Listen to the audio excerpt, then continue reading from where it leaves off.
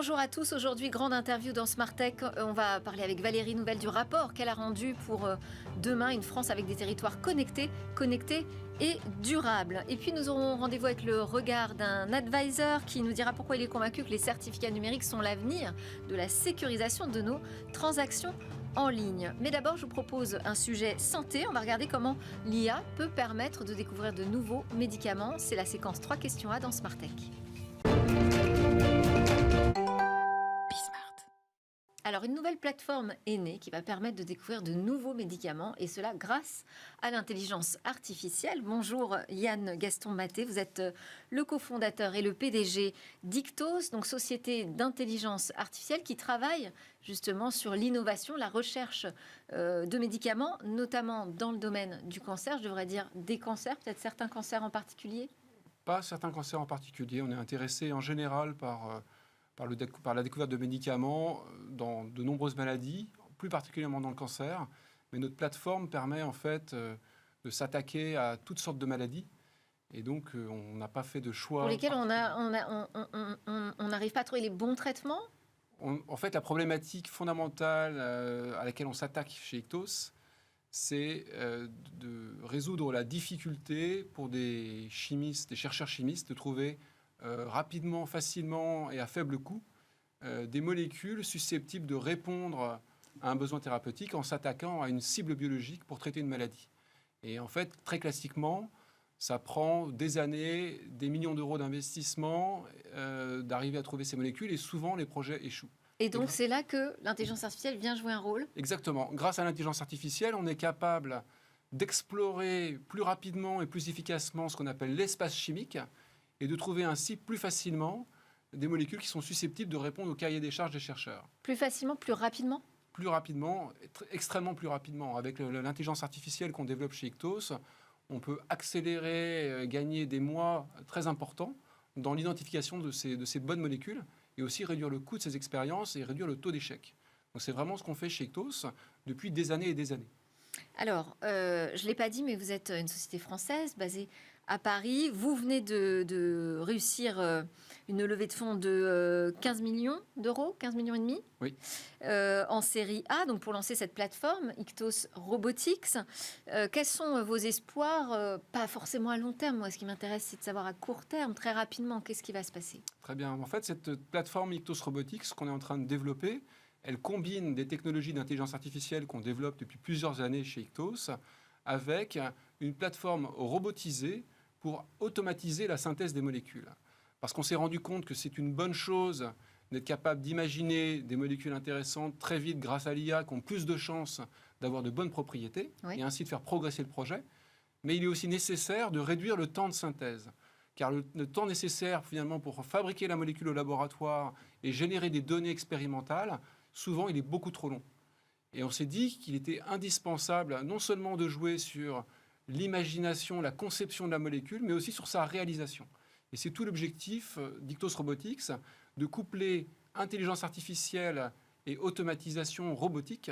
Donc robotique au sens physique du terme. Au sens physique du terme. Très concrètement, on utilise des robots qui sont des machines qui ne sont pas très impressionnantes. Ce ne sont pas des robots humanoïdes, ce sont des robots qui sont assez similaires, avec des bras automatisés, assez similaires à ce qu'on pourrait trouver dans l'automobile ou autre pour faire des voitures. Oui, en usine. Mais la manière très particulière qu'on a d'utiliser, de les piloter grâce à l'intelligence artificielle, change complètement la valeur ajoutée qu'on peut espérer de ces robots et le facteur d'accélération et de réduction de coûts dans la découverte de médicaments. Alors, quelles sont les conditions pour véritablement passer à l'échelle, pour que ça fonctionne, qu'on accélère dans ce domaine qui est crucial? Je dirais les conditions peut-être d'organisation, de process, de financement, mais peut-être aussi réglementaire, parce que dans le médicament, ce qui est complexe aussi, c'est d'obtenir le cachet pour mettre son médicament sur le marché. Tout à fait. Alors, si on s'intéresse plus globalement au sujet de l'IA pour la découverte et le développement des médicaments, il y a en fait, d'une certaine manière, 3 sujets. Le premier sujet, c'est de trouver de nouvelles cibles thérapeutiques. C'est pour traiter la biologie. On a maintenant des tonnes, des volumes considérables de données biologiques. Et il y a beaucoup de sociétés d'IA qui travaillent pour identifier de nouvelles cibles qui vont pouvoir permettre de répondre à des besoins non satisfaits. Ça, c'est quelque chose pour lequel l'IA a déjà démontré qu'elle était capable d'apporter beaucoup de valeur. Et il y a énormément de sociétés qui ont beaucoup de succès dans ce domaine. La deuxième application, c'est trouver plus rapidement des molécules. C'est là que nous, Ictos, on se positionne. Une fois qu'on a une cible, on est capable de réduire le temps nécessaire pour trouver de bonnes molécules. Mais la troisième étape, qui est sans doute la plus complexe et la plus difficile et la plus longue et la plus chère, c'est d'arriver à réduire le taux d'échec du développement de ces molécules, c'est-à-dire du moment où on rentre en phase 1 jusqu'au moment où on arrive sur le marché, et d'arriver à accélérer cette étape d'essai clinique qui aujourd'hui est très longue et de rendre ça plus efficace et moins cher. Et cette troisième étape, c'est véritablement le très gros challenge des années à venir. Et nous, Ictos, on n'est pas sur ce sujet-là, parce qu'on a déjà suffisamment à faire pour automatiser et accélérer la découverte. Vous êtes sur cette chaîne, en tout cas, d'accélération. Merci beaucoup. Merci Yann Gaston-Maté, donc cofondateur et PDG d'Ictos. Allez, tout de suite, c'est le moment de notre grande interview. On va parler de nos territoires connectés et durables.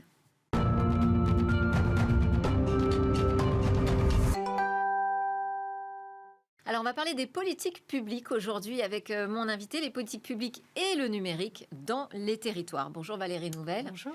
Alors, merci beaucoup d'être avec nous. Vous êtes la vice-présidente du Conseil départemental de la Manche. Vous êtes en charge de la transition et de l'adaptation au changement climatique. Et on s'est rencontrés toutes les deux lors de l'université d'été du très haut débit à Bourges. Je vous ai rapidement interviewé parce que vous alliez remettre votre rapport à distance finalement au ministre du numérique Jean-Noël Barrot, un rapport qui porte sur le sujet des territoires connectés et durables. Je crois que vous venez de remettre d'ailleurs en main propre la version originale à Dominique Faure lors du Salon des maires. Oui, exactement. J'ai pu effectivement remettre le rapport et à Jean-Noël Barrot et Dominique Faure. Et donc le rapport sur la version entière, parce que j'avais remis les synthèses des recommandations à Bourges. Et donc là, voilà, c'est de l'info aussi à communiquer tant aux industriels qu'aux collectivités. C'est que le rapport est maintenant disponible dans sa version entière. Mais alors, qu'est-ce qu'elle veut dire, cette mission? Quel est le point de départ? Pourquoi se poser cette question des territoires connectés et durables? Les ministres Barrot et Faure avaient constaté qu'il y avait de très belles initiatives sur les territoires, des belles réussites en partenariat entre collectivités et industriels, mais il manquait quelque chose pour que vraiment ça monte en puissance et qu'on ait un vrai numérique développé au service de la transition écologique. Donc le constat, c'est que le numérique n'est pas suffisamment développé? Il est développé quand les collectivités ont conscience de ce qu'il peut vraiment apporter au quotidien pour leurs administrés. Et j'ai constaté au cours de la mission qu'en fait, il y avait d'un côté une offre des industriels, souvent matures, très intéressants, soit de grands groupes, soit de petites entreprises, et puis en face des besoins des collectivités, et que les deux ne se rencontraient pas forcément. Ouais. Alors, il y a aussi ce mot durable, moi, m'a fait réagir. Je me suis dit, mais est-ce que ce n'est pas une réponse à une loi qui a déjà été votée en 2021, la loi Rennes, qui parle justement d'un numérique responsable? Il faut faire la différence entre le numérique responsable, qui va plutôt concerner les équipements, les infrastructures, tout ce qu'on va mettre en place pour développer les usages pour réduire l'empreinte du numérique. Oui. Donc là, on réduit l'empreinte. Et puis cette notion en fait d'usage durable, où là en fait, il faut regarder plus loin que le numérique. Je vous donne un exemple. Si l'on travaille sur l'éclairage public, quelque chose qui intéresse beaucoup les collectivités, on peut effectivement choisir des capteurs, des candélabres, donc qui sont éco-conçus pour répondre à ce côté éco-responsable. Mais ce qui est le plus important, c'est qu'en fait, avoir un éclairage public piloté par du numérique, ça va permettre de faire des économies d'énergie phénoménales. On est à 80% d'économies d'énergie sur les villes qui ont développé cet éclairage connecté. Donc la notion de durable, il faut la remonter au niveau du cas d'usage. Ouais. Et ça, c'est un vrai enjeu pour demain. Et est-ce que c'est déjà quelque chose d'intégré, justement, quand vous êtes allé sur le terrain pour cette mission, vous avez interrogé des élus locaux. Est-ce que pour eux, numérique et durabilité, enfin éco-responsabilité, ça va ensemble? Au moment où j'ai commencé ma mission, je sentais qu'il y avait un peu une opposition entre les deux, qui est quelque chose que je ne partage pas en tant qu'ingénieur, mais effectivement, les élus se disaient neutralité carbone en 2050 et puis sobriété et numérique. Est-ce que tout cela est bien compatible? Et effectivement, la mission est venue positionner, c'était mon point de départ, le numérique comme accélérateur de transition écologique pour effectivement à la fois rassurer les élus qui faisaient des choix de développement d'usage numérique sur le fait qu'ils étaient dans la bonne direction, et puis apporter cette vision d'ensemble, cette vision globale du numérique au service de la transition. Alors, ce sont les cabinets ministériels qui sont venus vous chercher pour cette mission. Vous l'avez évoqué très rapidement, mais vous avez une formation d'ingénieur, même une expérience professionnelle dans l'ingénierie en génie civil, génie industriel et environnement. Depuis 2015, vous êtes impliquée dans la commission innovation et numérique de département de France. Vous êtes présidente au sein de du groupe de travail numérique éducatif. Vous êtes membre aussi du Conseil national de l'information géocalisée, membre pour département de France du Conseil national de la biodiversité. Je suis obligée d'en passer tellement vous participez à de nombreuses initiatives. En fait, vous avez l'habitude de ce dialogue entre l'État et les collectivités. C'était difficile de trouver un consensus sur ce point?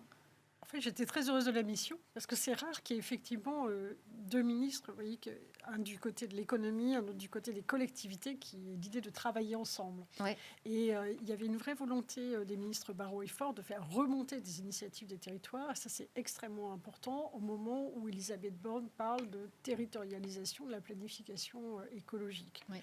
Donc, on est vraiment dans une approche qui est de faire remonter donc des belles expériences sur les territoires. Et ces belles expériences, on les a parce qu'à un moment donné, on a des élus et des entreprises du numérique qui s'associent, qui travaillent ensemble, qui débroussaillent un certain nombre de chantiers d'usage numérique au service de l'intérêt général. Et en fait, c'est effectivement ce que je voulais porter.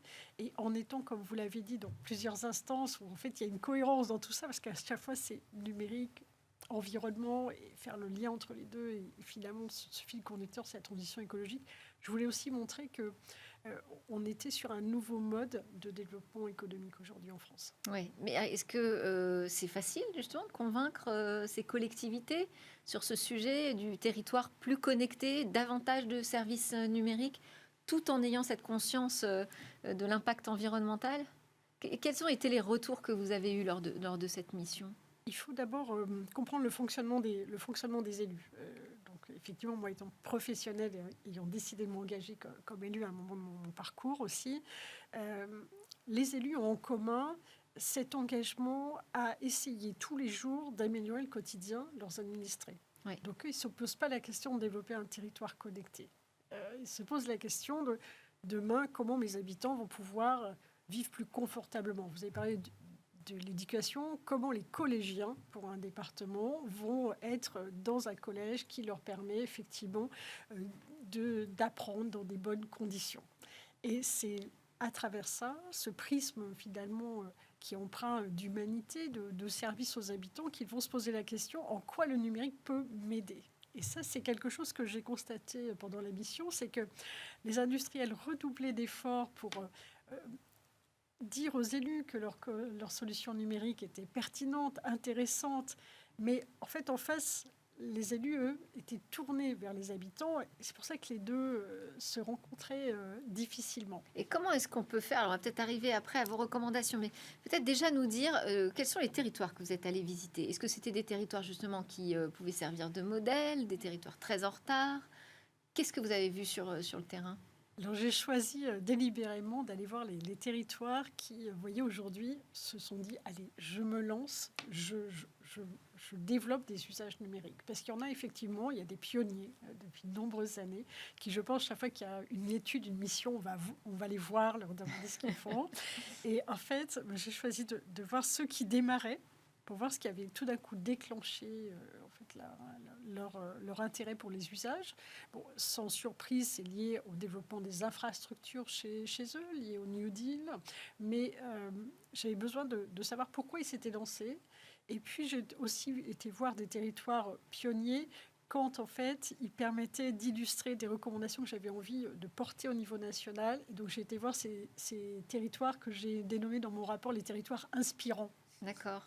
Je n'ai pas vu tout le monde. Alors justement, si on passe à la phase action, recommandation, on commence par quoi?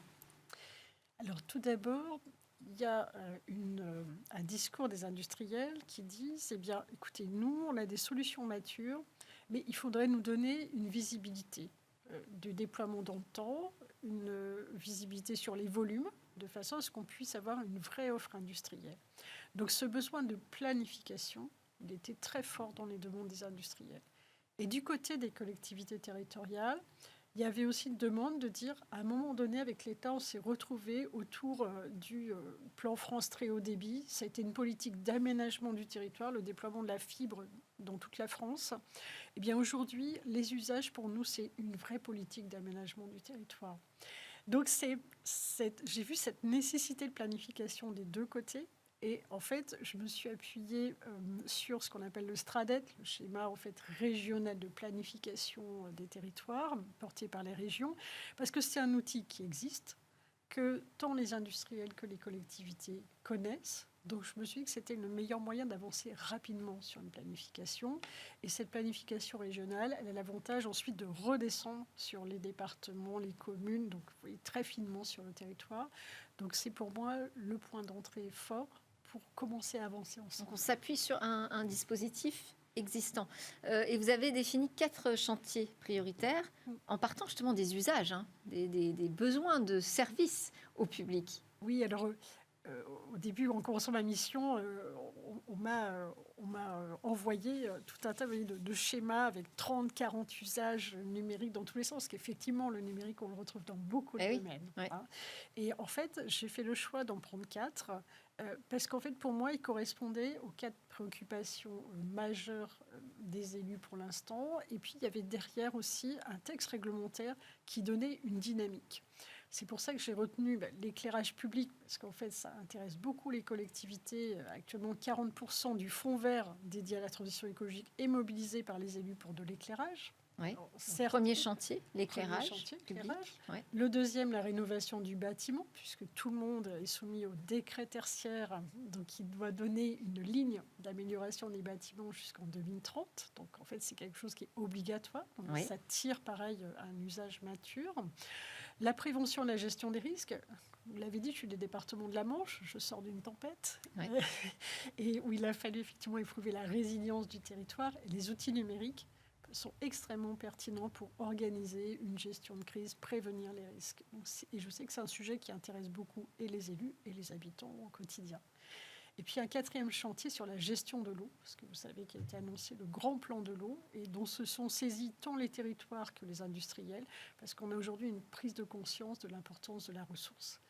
Donc clairement, effectivement, je n'ai pas pris tous les chantiers. Mais je pense que si on se concentre sur ces 4 chantiers, on arrive à la fois à développer une offre industrielle mature et puis à entraîner un développement massif d'usages qui vont être immédiatement bénéfiques pour les territoires et pour nos concitoyens tous les jours.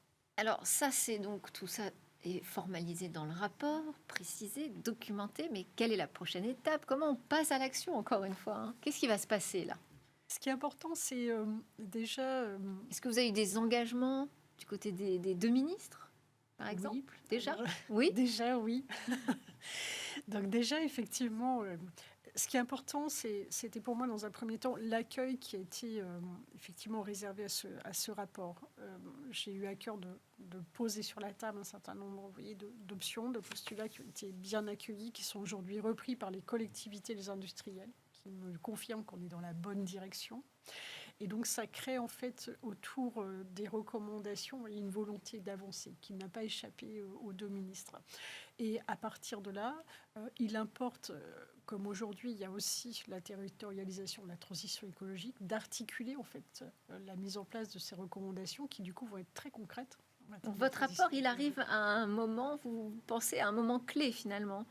Oui, en ce moment, il y a énormément. Comme la brique manquante finalement au milieu de l'ensemble des réglementations là, qui vont s'imposer aux collectivités. Et puis une brique concrète.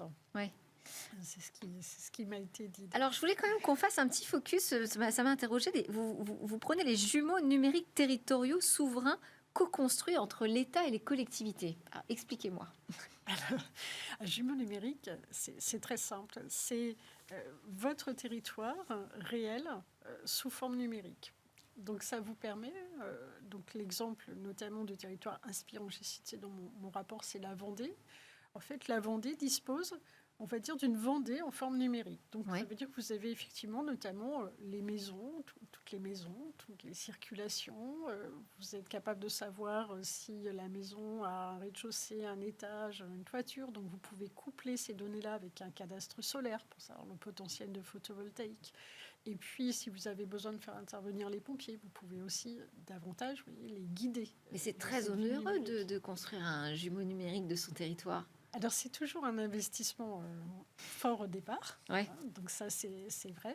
Mais après, ceux qui ont franchi ce pas-là, aujourd'hui, ont des retours sur investissement qui sont vraiment phénoménaux. Et notamment pour gérer les crises comme les tempêtes Voilà. que vous citiez. Gestion de crise, mais aussi instruction du permis de construire d'un habitant. On va beaucoup plus vite. Alors, je voulais, Valérie Nouvelle, qu'on termine ensemble avec une petite interview express que je vous ai préparée exprès pour vous.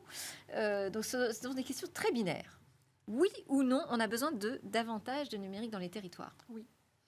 Pour ou contre la 5G partout? La 5G sur des applications industrielles. Extrêmement intéressant. Vrai ou faux, on ne peut pas relier 100% des Français à la fibre optique? Si, on peut le faire. Ah. J'aime ou je n'aime pas ceux qui disent que le numérique, c'est un gadget polluant. Ah, je n'aime pas. On peut faire du numérique responsable. J'y crois ou j'y crois pas, les communes de plus de 50 000 habitants auront défini d'ici au 1er janvier 2025 leur stratégie numérique responsable, telle que c'est prévu dans la Lorraine que je citais. Vous y croyez? Elles auront peut-être un petit peu de retard, mais la dynamique est là. Bon. C'est mieux ou moins bien les services publics numérisés? C'est mieux. Vous êtes sûr tout le temps? Si les agents sont formés à leur utilisation, si nos habitants aussi ont à leur disposition des outils qui sont pratiques. Parce qu'il y a une inclusion numérique encore à travailler.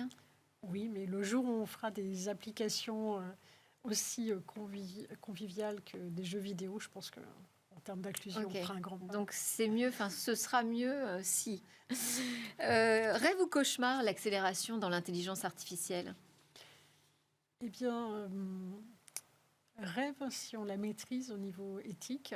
Et c'est vrai que c'est un des atouts de la France. C'est sa vigilance sur des développements d'IA éthiques. Allez, une question un peu plus personnelle. Quelle est votre idée fixe, Valérie Nouvelle? La transition écologique. Très pour les bien. jeunes générations. Merci beaucoup, Valérie Nouvelle, donc vice-présidente du Conseil départemental de la Manche, qui a remis ce rapport territoire connecté et durable et qui nous en a livré les grandes lignes et les grandes recommandations. Merci beaucoup. Merci à vous. On termine cette édition avec le regard d'un advisor.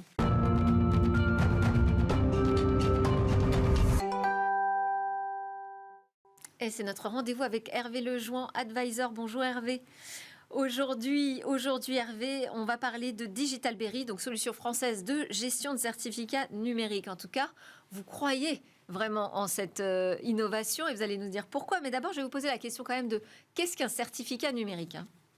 Un certificat, c'est comme un passeport électrique qui permet de sécuriser les Électronique, transactions et communications Ouais. en ligne en garantissant le lien entre un propriétaire, que ce soit une entreprise, une entité, une association, un individu, et un site internet, un objet connecté, une machine ou un courriel. Donc c'est vraiment le lien.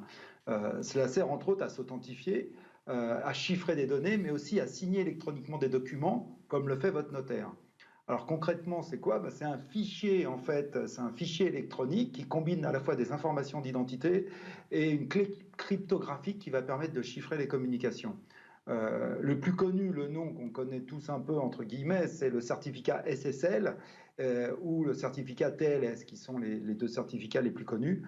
Et une dématérialisation visuelle qu'on connaît tous très bien, c'est le fameux HTTPS, qui est devant le nom des sites web lorsqu'on va sur un navigateur et qui a été utilisé en fait très tôt par des sites à la fois de e-commerce, des sites de banque, pour sécuriser en fait tous les paiements et les transactions sur Internet.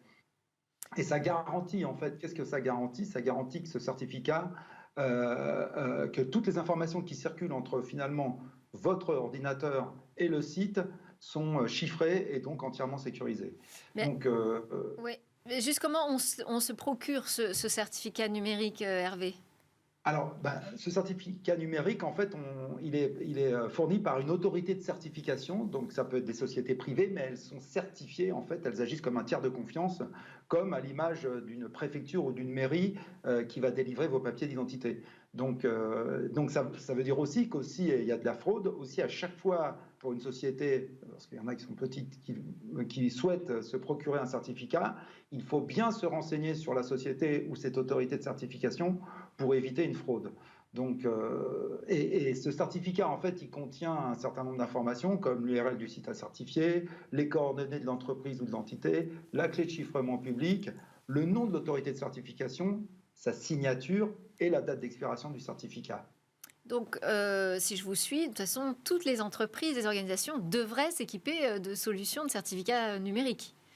Absolument, absolument. Dans un monde de plus en plus connecté, où on ne parle plus seulement en fait de sites web, mais aussi d'objets connectés comme votre montre, votre voiture, les assistants vocaux, tout est connecté aujourd'hui, mais aussi dans les entreprises, les processus industriels, toutes les connexions dans les entreprises même de services.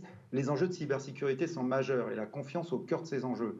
On sait par exemple, vous connaissez des enjeux sur le phishing, mais aussi le mot de passe qui est le cauchemar des DSI. Et bien justement, demain, on va vers une société qu'on appelle passwordless, c'est-à-dire où le mot de passe va être supprimé, mais il est remplacé par quoi? Par l'utilisation de certificats numériques.